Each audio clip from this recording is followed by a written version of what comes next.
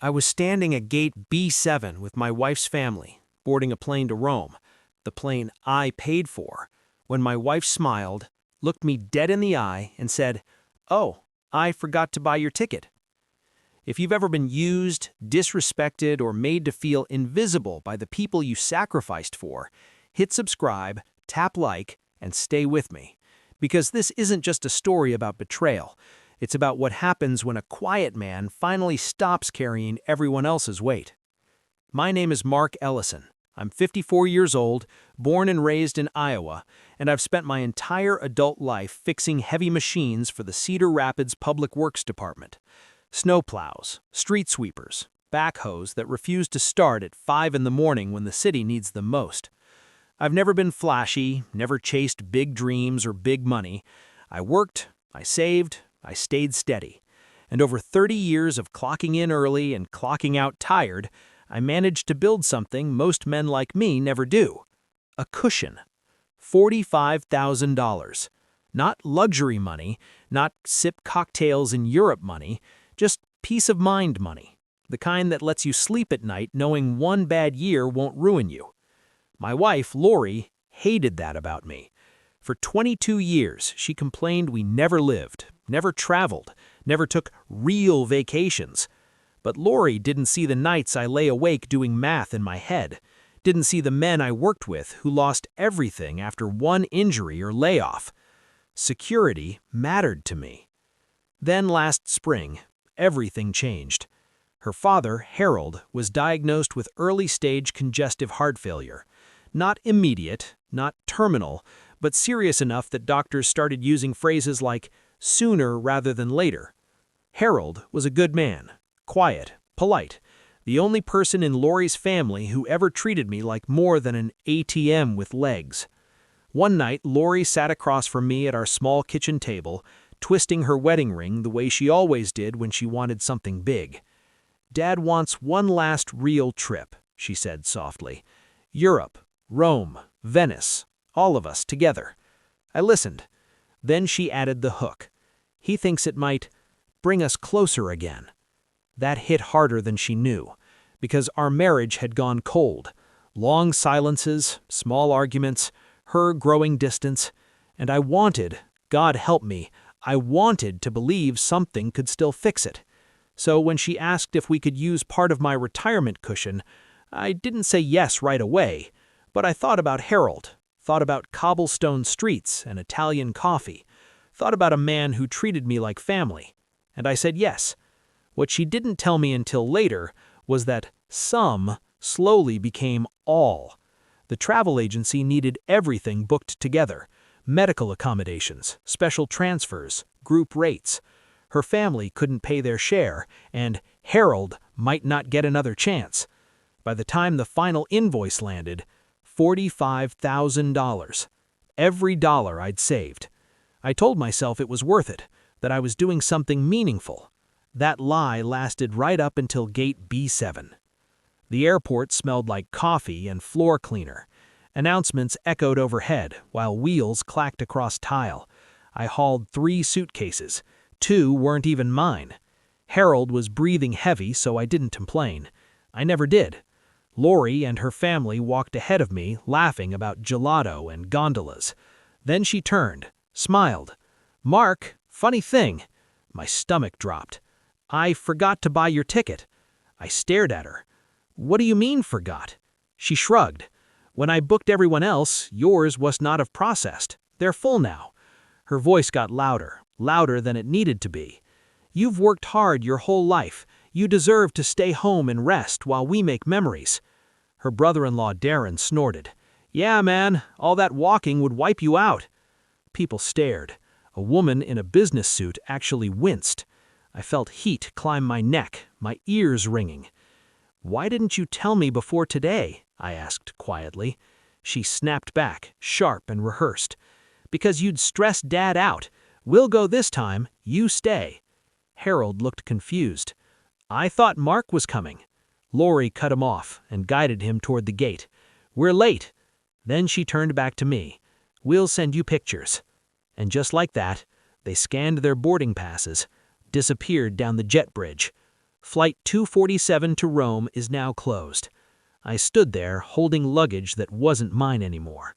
And in that moment, something painful settled into place. I wasn't family. I was funding. I walked back through the terminal slowly. Lights too bright, air too cold. Not angry, just empty. In my driveway, I sat gripping the steering wheel, staring at the garage door. Then my phone buzzed. A group chat. They'd added me by mistake. The messages punched harder than anything said out loud. He totally bought the ticket excuse. Mark's way too trusting. Good pack mule, carries bags, pays bills, stays out of the way. Then the one that killed whatever was left of denial. He's probably home watching Price is Right. That was something I used to watch with my dad. They turned it into a joke. I went inside, opened the fridge. The craft beers I'd bought as a rare treat, gone. A neon post-it waited. "We'll need these more than you, L." I sat at the same kitchen table where she'd convinced me to drain my retirement, and I finally understood. Compassion given to the wrong people becomes a weapon, and I was done letting it be used against me. I sat there for a long time after reading those messages, not shaking, not crying, just staring at the grain in the kitchen table like it might rearrange itself into answers. The house felt wrong without them, not empty, quiet in a way that exposed everything I'd ignored for years. The hum of the refrigerator sounded louder. The clock on the wall ticked like it was counting something down. I replayed the airport scene over and over. Her smile, Darren's laugh, the way she didn't even hesitate. That wasn't a mistake. That was a plan. My phone buzzed again. Another message in the group chat. "Anyway, doors are closing. I'll text when we land." That was the moment something shifted. Not anger, clarity. I opened the junk drawer and pulled out the envelope with the travel documents. Every booking, every receipt. My name was on all of it. Primary payer, primary contact. Every confirmation email came to me. They weren't traveling with me. They were traveling on me. I stood up so fast the chair scraped the floor and dialed the travel agency. A woman answered, professional and calm. "Midwest Horizons Travel? This is Claire." "Hi, Claire," I said. "My name is Mark Ellison. I'm the primary payer on reservation." I spelled it out slowly. She paused. 6 travelers, 14 days, medical accommodations flagged. "Yes," I said. "I need to place an authorization hold." She hesitated. "Is there a problem, sir?" "There's a problem with the people using it," I said evenly. "Freeze hotel check-ins, require identity verification. Nothing gets released without my approval." A keyboard clicked. "I can do that," she said gently. "Everything remains paid, just locked. That's what I want." When I hung up, the house felt honest. For the first time in years, I wasn't lying to myself. That night, I didn't go home to stew. I went to VFW Post 788. The place smelled like old wood, fryer oil, and beer. Comfort smells.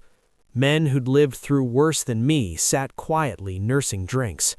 Tom was there, Vietnam vet, straight shooter. He looked at me once and said, "You look like a man who just realized he's been carrying a load that isn't his." I told him everything.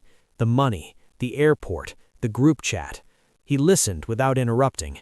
Then he leaned back and said, "Rule I learned in the service, never declare war, just cut the supply lines." That line stuck. I didn't want revenge. I wanted freedom. The next morning, sunlight spilled across the counter like nothing had happened. That felt strange. My phone buzzed. An Italian number, then another. I didn't open them right away. Instead, I booked a flight to Phoenix. My daughter Emily lived there with her kids. We hadn't seen each other much since Lori started complaining that Emily drained my energy. Emily answered on the first ring. "Dad? I'd like to visit," I said, "if that's okay." She didn't hesitate. "Yeah, of course." By afternoon, I was airborne, flying away from the mess instead of chasing it. When I landed, the desert sun felt like permission. Emily hugged me longer than expected. At her house, my granddaughter ran into my legs yelling, "Grandpa Mark!" and something in my chest finally cracked open. That night, after the kids slept, Emily made tea and asked gently, "What really happened?" I told her everything. She listened, eyes filling, jaw tightening. "Dad," she said finally, "you didn't deserve any of that." "I know," I said, and I did. That was new. While I sat on Emily's couch watching cartoons with my granddaughter, my phone exploded. Texts, voicemails, panic bleeding through every word. "We can't check in. They say you froze it. Dad needs to sit. Fix this now." I didn't answer, not to punish, because for once, their problems weren't mine. Photos came next. Darren in the same wrinkled shirt, furious. Lori's mother crying on a bench with a dry sandwich. A Venice selfie from Lori, ruined by the reflection of a cracked hostel wall and a metal bunk bed behind her. Then a bank alert. Attempted withdrawal blocked, followed by something quieter. A transfer I'd made to Emily weeks ago. $500 for the kids' college fund. That contrast said everything. One side scrambling to spend, the other building something real. That night, Emily leaned against my shoulder and said, "I'm proud of you." "I didn't do anything," I said. She squeezed my hand. "You stopped letting yourself be used. That's everything." 2 days later, I flew back to Iowa. Cold air hit my face as I stepped off the plane. My phone buzzed nonstop. Demands, threats, no apologies. I didn't go home. I went straight to the courthouse. Rebecca Hollis, sharp eyes, no nonsense. I laid it all out. She listened, then said calmly, "What you're describing is financial exploitation." That word landed heavy, explained too much. We locked accounts, documented everything, screenshots, receipts. "Don't confront her yet," Rebecca said. "Let reality do the talking." Then I went to River Valley Credit Union, the place where my savings disappeared. Nancy Norwell, senior officer, brought me into her office. I laid the evidence out quietly. She scanned it once, twice, then leaned back and said, "In 34 years here, I've seen a lot, but this?" She shook her head. "I'll secure everything." That's when the doors slammed open. Lori, Mandy, Darren, jet-lagged, furious, dragging broken suitcases. Lori spotted me and charged. "What did you do? Why is everything locked?" Nancy stood calmly. "Ma'am, lower your voice." Lori didn't. Nancy turned to her and said, clear as glass, "In 34 years here, I've never seen someone drain a man's retirement and then try to drain his dignity too." The lobby went silent. I took my wedding ring off, placed it gently on the desk. "I spent $45,000 because I believed I was helping your father. All I really bought was clarity." She cried. I walked out. Silence followed me home. Real silence. Not tension, not waiting for the next argument quiet. Peace. Then the message arrived from a man named Luca Moretti. Hotel Valentina, Rome. A video attachment. I pressed play. Security footage. Lori screaming at a receptionist, Darren slamming his passport down. Then the receptionist turning the screen. Payer, Mark Ellison. "You didn't pay," he said calmly. "A Mr. Mark Ellison did." Then, without raising his voice, "Enjoy the hostel." I exhaled something I'd been holding for decades. I taped my granddaughter's drawing to the fridge. Stick figures, bright sun. Grandpa Mark, happy. That evening, I sat on the porch watching the sky turn orange. Lori texted one last threat. I deleted it. No reply, no argument, just done. I slept deeply for the first time in 22 years. I used to think standing up meant yelling. Turns out, sometimes it means stepping aside and letting people fall on their own weight. That $45,000 didn't buy a vacation. It bought my life back. If you've ever been made to feel small by the people you sacrificed for, share this story. Like it, subscribe, and remember, silence, when backed by truth, is the loudest revenge of all.